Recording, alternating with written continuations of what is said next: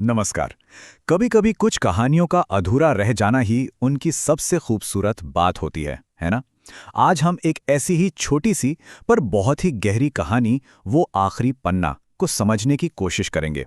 ये कहानी हमें सिखाती है कि कभी कभी जो चीजें हमें अंत लगती हैं, वो असल में एक नई शुरुआत होती हैं। तो चलिए इस कहानी की परतों को एक एक करके खोलते हैं। तो चलिए शुरू करते हैं कहानी की सबसे दमदार लाइन से। हर कहानी का अंत किताबों में नहीं होता ईशा। कुछ कहानियां बस शुरू होती हैं, खत्म नहीं। मतलब ये एक लाइन ही पूरी कहानी का निचोड़ है नहीं।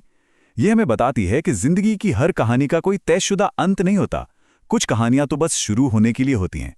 और यही सोच हमें इस पूरे विश्लेषण में गाइड करेगी। तो पहला हिस्सा है सुकून की एक शाम। जैसे कि नाम से ही पता चल रहा है, हर अच्छी कहानी की तरह इसकी शुरुआत भी एक कह सकते हैं एक शांत और सुकून भरे माहौल से होती है। देखते हैं कि इस माहौल में कहानी कैसे आकार लेती है। जरा सोचिए, एक पुरानी किताबों की दुकान, हवा में धूल और पुराने कागज की वो जानी पहचानी सी महक, एक ऐसा माहौल जो हमें फौरन कहानी की दुनिया में खींच लेता है। इसी सुकून भरे माहौल से हमारी कहानी की नींव रखी जाती है। और इस माहौल में हमें मिलता है हमारा मेन कैरेक्टर रोहन। रोहन को पुरानी शायरी की किताबें पढ़ने का बहुत शौक है।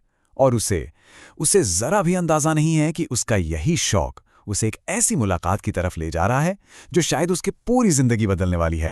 अब आता है कहानी में ट्विस्ट, वो हिस्सा जहां दो हाथ एक ही किताब पर मिलते हैं। किताबों की उस शांत दुनिया में अब कुछ ऐसा होता है जिसकी किसी ने उम्मीद नहीं की थी। और वो क्या है? कहानी में एंट्री होती है एक बहुत ही खास चीज की, मिर्जा गालिब की शायरी की एक पुरानी दुर्लभ सी किताब। अब देखिए, ये सिर्फ एक किताब नहीं है, ये वो चिंगारी है जो आगे चलकर पूरी कहानी में आग लगाने वाली है। और फिर आता है वो पल, रोहन और ईशा, दो अजनबी, एक ही किताब के लिए एक साथ हाथ बढ़ाते हैं और बस एक लम्हे के लिए उनकी उंगलियां उस किताब पर एक दूसरे को छू जाती हैं। बस यहीं से कह सकते हैं कि किस्मत अपना खेल दिखाना शुरू कर देती है।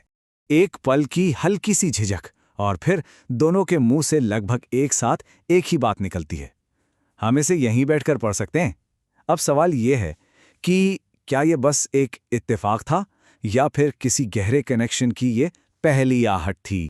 तो यहां से कहानी अपने सबसे खूबसूरत हिस्से में पहुंचती है, चाय और गालिब के शेर।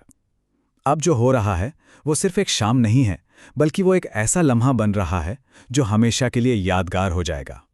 और ये होता कैसे है? बहुत ही सिंपल तरीके से। पहला, एक साथ पढ़ने का फैसला, फिर साथ में चाय की चुस्कियां, और तीसरा, गालिब के वो शेर जो माहौल में घुल रहे हैं। सोचिए, कितनी साधारण सी चीजें हैं, पर यही मिलकर एक जादू सा बना रही हैं और उन दोनों के बीच की जो अनकही दूरियां हैं उन्हें मिटा रही हैं। वो शाम वक्त का जैसे कोई हिसाब ही नहीं रहा। वो एक दूसरे को गालिब के शेर पढ़कर सुना रहे थे और ऐसा लग रहा था मानो बाहर की दुनिया का शोर उन तक पहुंच ही नहीं पा रहा। बस वो दोनों थे और उनके बीच शायरी थी। लेकिन जैसा कि अक्सर होता है, हर कहानी में एक मोड़ जरूर आता है। जब सब कुछ एकदम परफेक्ट लग रहा था, तभी कुछ ऐसा सामने आता है जो इस खूबसूरत शाम को अधूरा छोड़ सकता था। और वो मोड़ क्या था? किताब का आखिरी पन्ना। जी हां, जिस किताब ने उन दोनों को मिलाया था, वही किताब अब एक छोटा सा झटका देती है। उसका आखिरी पन्ना फटा हुआ था, मतलब कहानी का अंत गायब था। और ईशा की आवाज में वो निराशा साफ सुनाई देती है जब वो कहती है, अरे इसका अंत तो है ही नहीं। एक पल के लिए ऐसा लगता है जैसे सब कुछ बिखर गया हो। लेकिन क्या ये सच में कहानी का अंत था या कुछ और? और बस यहीं पर कहानी का सबसे गहरा सबक सामने आता है। जिंदगी का पहला पन्ना, वो एक फटा हुआ पन्ना जो एक अंत लग रहा था, असल में एक नई कहानी की शुरुआत बन जाता है। और ये कैसे होता है? रोहन के उन शब्दों से जो वो ईशा से कहता है। वो कहता है, हर कहानी का अंत किताबों में नहीं होता ईशा। कुछ कहानियां बस शुरू होती हैं, खत्म नहीं। क्या कमाल की बात है। मतलब वो ईशा को समझाता है कि कुछ कहानियां किताबों में खत्म होने के लिए नहीं होती, बल्कि असल जिंदगी में शुरू होने के लिए होती है। तो देखा जाए तो ये एक बहुत ही खूबसूरत मेटाफर है। जिस किताब का आखिरी पन्ना गायब था, वही पन्ना उन दोनों की अपनी जिंदगी की कहानी का पहला पन्ना बन गया। मतलब एक निराशा का पल उम्मीद की एक नई सुबह में बदल गया। और मेरे ख्याल से यही इस पूरी कहानी की सबसे बड़ी खूबसूरती है।